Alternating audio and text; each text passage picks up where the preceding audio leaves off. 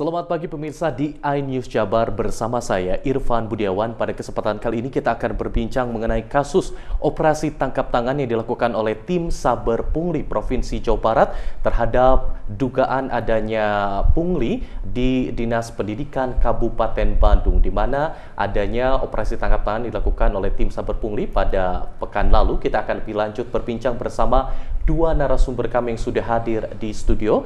Yang pertama ada Kabid Ops Satgas Saber Pungli Provinsi Jawa Barat dan juga beliau merupakan Kabag Wasidik Ditreskrimsus Polda Jawa Barat, ada Bapak AKBP Harso Pujo Hartono SHMH. Selamat pagi Pak Harso. Selamat pagi. Terima kasih sudah bergabung di iNews Jabar pada kesempatan kali ini.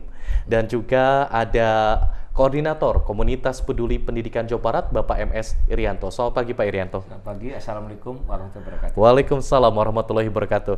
Saya terlebih dulu ke Pak Harso. Pak Harso, ini mengagetkan Pak, terutama kasus operasi tangkap tangan yang dilakukan oleh tim Saber Pungli Provinsi Jawa Barat terhadap Dinas Pendidikan Kabupaten Bandung. Apa yang diamankan oleh tim Saber Pungli dalam kasus tersebut dan kasus apa nih Pak yang terjadi? Ya, kita sudah mengamankan orang yang diduga sebagai pelaku pungli itu, termasuk barang bukti berupa uang tunai senilai Rp52.500.000. Ya, kasus ini berawal dari adanya informasi dari masyarakat kepada tim penindakan Satgas Saber Pungli Provinsi Jawa Barat, di mana saat itu kita menerima informasi akan ada terjadi penyerahan sejumlah uang dari beberapa kepala sekolah menengah pertama SMP di wilayah Kabupaten Bandung terhadap seseorang pejabat pada Dinas Pendidikan Kabupaten Bandung.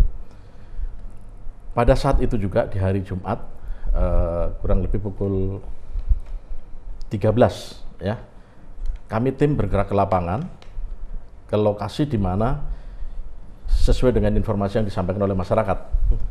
Sampai di sana, ternyata benar dari kita berada di lapangan, menjumpai ada beberapa orang yang datang ke salah satu sekolah, yang kemudian terakhir yang datang adalah orang yang diduga itu, ya pelaku itu.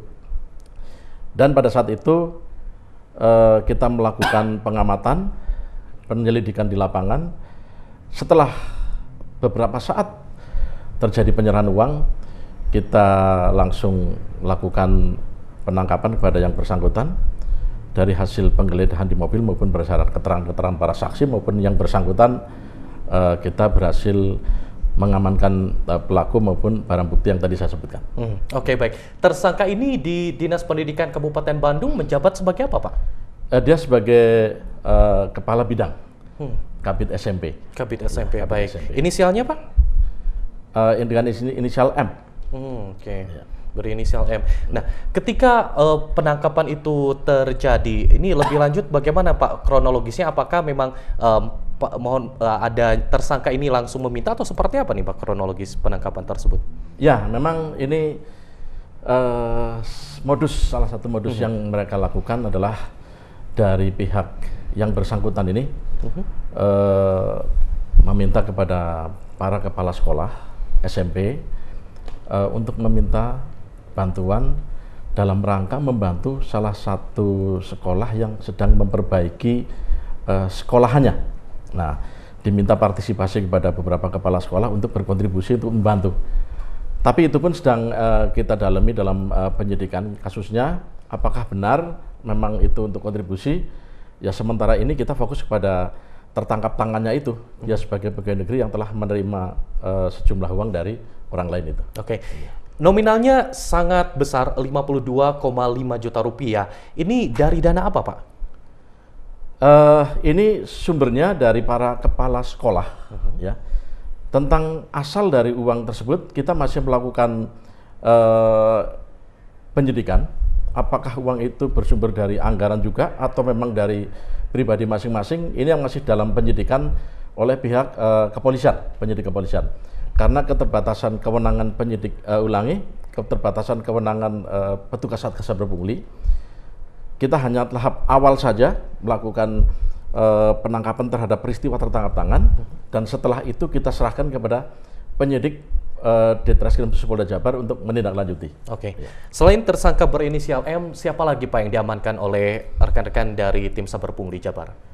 Sementara yang kita amankan utamanya adalah dari M tadi dan beberapa saksi kepala sekolah yang ini kita sedang dalami oleh penyidik apakah ini ada hubungannya dengan suap atau tidak. Tentunya kalau ini suap itu yang menyerahkan maupun yang menerima kena. Tetapi sementara ini dari hasil interogasi awal dari para saksi yang menyampaikan, sementara masih kita sebagai pelakunya masih satu orang yaitu M itu. Oke, para saksi tadi adalah para kepala sekolah. Para kepala sekolah. Total ada berapa kepala sekolah? Ada 7 orang, Pak. 7 orang. Iya, 7 orang. Oke, 7 orang dan semuanya adalah para kepala SMP. Kepala SMP. Oke. Iya. Kegiatan OTT ini apakah terjadi dalam kegiatan formal, Pak, atau kegiatan yang memang dirancang khusus oleh tersangka? Ini kegiatan yang mungkin mereka sifatnya pendadakan juga barangkali ya, karena kita mengetahui pada saat kejadian memang mereka sudah pada datang, yang konon menurut keterangan daripada pihak-pihak yang kita dengar keterangannya bahwa sehari sebelumnya dia diminta untuk datang ke lokasi kejadian untuk mengumpulkan sejumlah uang yang tadi saya sebutkan tadi. Oke, baik. Saya terlebih dahulu ke Pak Irianto. Pak Irianto, ini miris sekali dunia pendidikan tercoreng terutama di Kabupaten Bandung. Adanya dugaan pungli di Dinas Pendidikan Kabupaten Bandung. Melihatnya seperti apa nih Pak, komunitas peduli pendidikan Jawa Barat ini? Pertama saya ingin memberikan komentar dulu. Setelah mendengar dan menyaksikan kasus ini, saya merasa prihatin, sedih, malu, sekaligus memalukan dan menjijikkan dunia pendidikan. Lembaga pendidikan yang harusnya itu adalah suci dari perbuatan-perbuatan seperti ini, tapi dengan adanya kasus seperti ini, lagi-lagi membuktikan bahwa dunia pendidikan ini rawan. Jadi kalau penemuan dari Saber Pungli, ya, bahwa lembaga pendidikan ini merupakan yang paling banyak laporan masyarakat, ya, berkaitan dengan pungli, memang dibuktikan. Saya ingin begini kepada Pak Harso menyampaikan, ini dapat dijadikan sebagai pembuka pintu kotak Pandora. Karena Kabupaten Bandung maupun kabupaten yang lain ini hampir mirip semuanya. Jadi miripnya itu polanya hampir sama.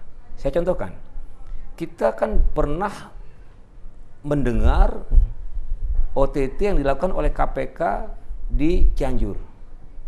Hampir mirip.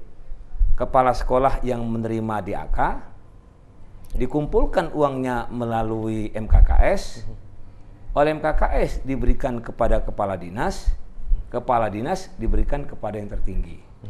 Dan itu sudah terjadi, saya sebutkan karena itu sudah ditangani oleh KPK dan sudah selesai.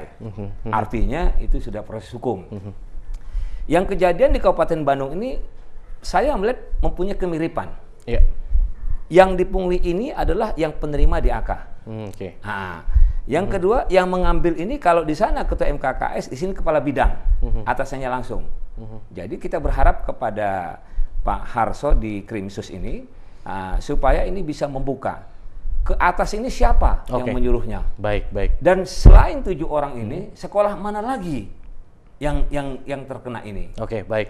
Kita tahan dulu Pak Irianto, Pak Harso, tentunya ini cukup menarik dan alokasi khusus yang juga menjadi dalam tanda kutip ini tampaknya sesuatu yang begitu menggiurkan ataupun juga celah bagi para oknum-oknum untuk memanfaatkan dana tersebut. Lantas seperti apa dan undang-undang apa yang nanti akan diterapkan? Kita akan jeda terlebih dahulu. Tetaplah bersama kami di iNews Jabar.